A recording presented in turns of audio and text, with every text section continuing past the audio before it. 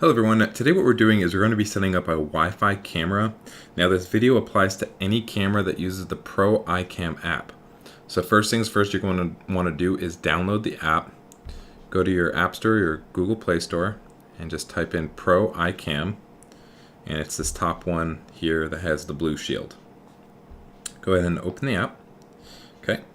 Now what you're going to want to do is plug in your camera and wait, I'd say anywhere between 1 and 3 minutes for it to populate. Once it populates, you can swipe down from the top of your screen there, press and hold the Wi-Fi icon at the top left, and it should bring up a screen that looks similar to this. And you'll see all of your different Wi-Fi networks here on the right hand side. And you'll find one on the list that'll look like this second one here that says YM8DBD. It may say CM, YM, there's a couple of different ones, but it'll look just like this in this format with the dashes, and it'll be that long. So go ahead and connect to it by clicking on it.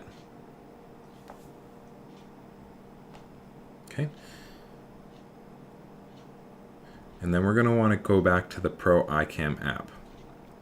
You may get a message like this one where it says internet may not be available. That's fine. You can just go ahead and dismiss that. It's to be expected because we're connecting directly to the camera. So open the Pro iCam app, and then at the top right here, select the plus icon, and then hit the search parentheses LAN button, and you should see your device populate there. Go ahead and click on it, and then hit OK.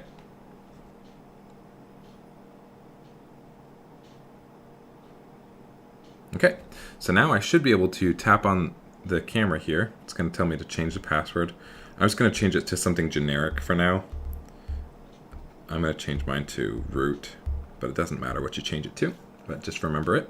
Okay, I'm going to hit it again, and this is going to bring me to a live view of the camera itself. Okay, so there we go. I have mine staring at a wall right now.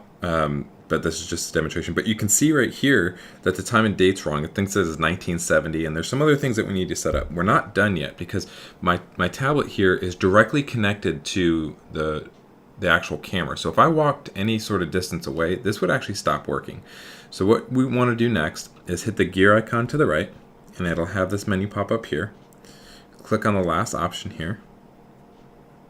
And then under the second option here is called Wi-Fi Config. Okay, so once you get to this screen here, it's going to ask you what the SSID is of your router. This one's mine, and then it's going to ask you the password to the router itself. Now, I'm going to go ahead and type mine here in a second, but I'm going to go ahead and skip the part so you guys don't get my password, okay? Once you're finished, go ahead and hit OK. Okay, and then once you hit OK, it's going to ask you to confirm, and then the camera itself is going to reboot, and we're going to want to wait about 2 minutes for it to reboot.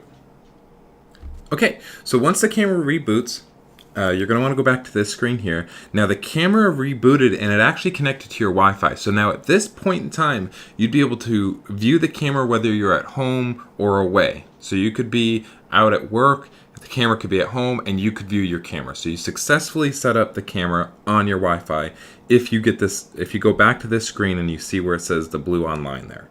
Now we're not done with setup, however, because there's a couple things that we're going to want to do. First things first, I'm going to go back and hit the little gear and go back to advanced configuration. And the first thing I'm going to want to do is I'm going to want to set the time and date, because you've seen before it said like 1970. That's not good. So the fifth option down here is time setting. And then you can see up here where it's reading my current time and date, which is September 27th.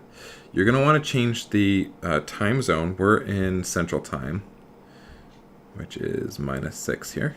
Okay, and then you can manually set the date and time up there, but I'm just going to hit the little button at the bottom that says Device Time Sync with App, because that's going to pull the time and date right from my actual tablet. So to verify that, let's go back to the app here, hit the camera, and there you go. Now it has the right time and date up there at the screen. Okay, next thing we're going to want to do, hit the little gear again, go to advanced, and then hit the third option, which is SD card record config. This, what I want to do right now is I want to set this camera up to record only when it sees motion. Out of the box, it's set to record continuously. We don't want that. So The very top option here where it says record all day, go ahead and change that to record when alarms. Okay, that's the first step. Hit OK.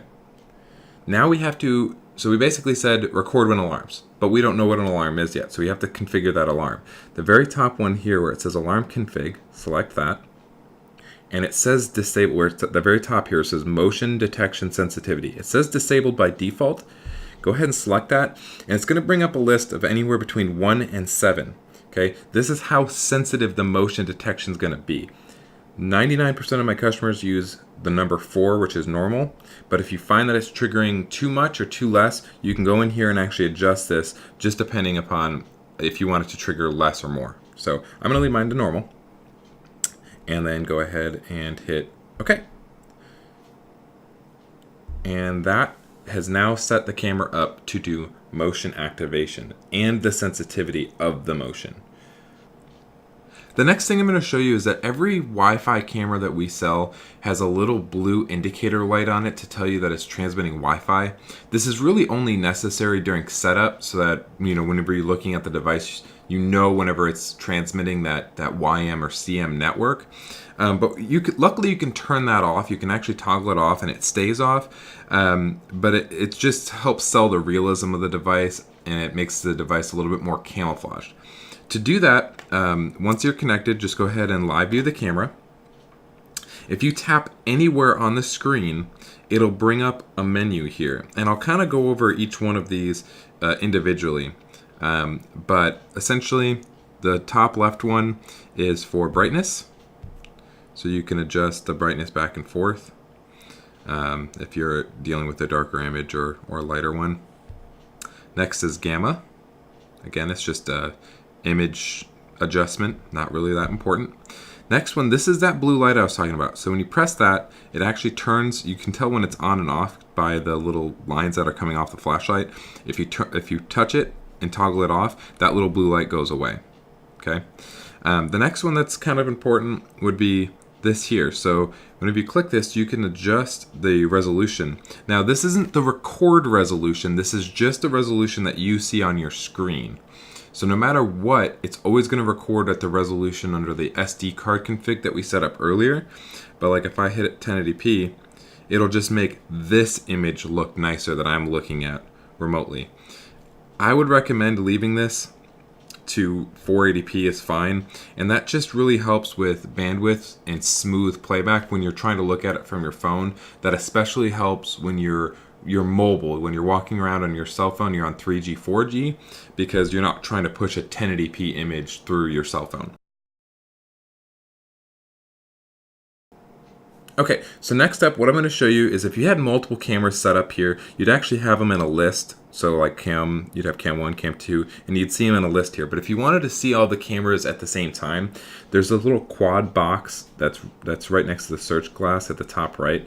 If you hit that, you get a quad screen effect like this, and you can hit the little plus icon and the camera, and then you'd have your view there. So I could do that repeatedly for all of my cameras. So if I had 4 of them, I could actually display 4 at one time. Okay, so next up, what I want to show you guys how to do is get motion alerts. It's actually really easy. So go back to the gear, hit advanced configuration, and go to where it says alarm configuration here at the top. What you can do is you can select a couple different things. You can get receive, like this near the bottom here where it says receive alarm message. You can check that on and off.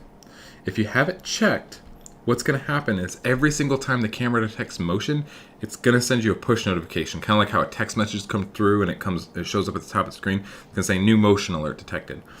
I'd recommend, however, changing this to something more than 30 seconds because you're going to get a lot of them if someone's walking back and forth. So I definitely suggest setting that higher. I'm going to hit OK. And then if you don't want that, if you don't want it to send you alerts because it's annoying you, go ahead and just uncheck that box and hit OK. And then it will no longer send you push notification alarms. Okay, so what we're doing next is remote playback. Say you have the camera set up at the house and you're logging in from work and you just want to see what happened the last couple minutes. It's really easy to do. If you're on this screen, you have different tabs at the bottom: live view, snapshot, record, and alarm. Hit record, and it'll bring you to a screen like this. and then you go ahead up here and you hit this button where it says local, and then choose remote SD card, second option, and it'll show you all the recordings that the camera has done. Now the top one's the latest recording, so if I click on it, give it a second, and then there it is. So this is the actual, some recorded footage streaming through the internet to my tablet here. So if I wanted to download that, say keep it permanently, you go ahead and press and hold, and then it'll give you an option to delete the video or download the video.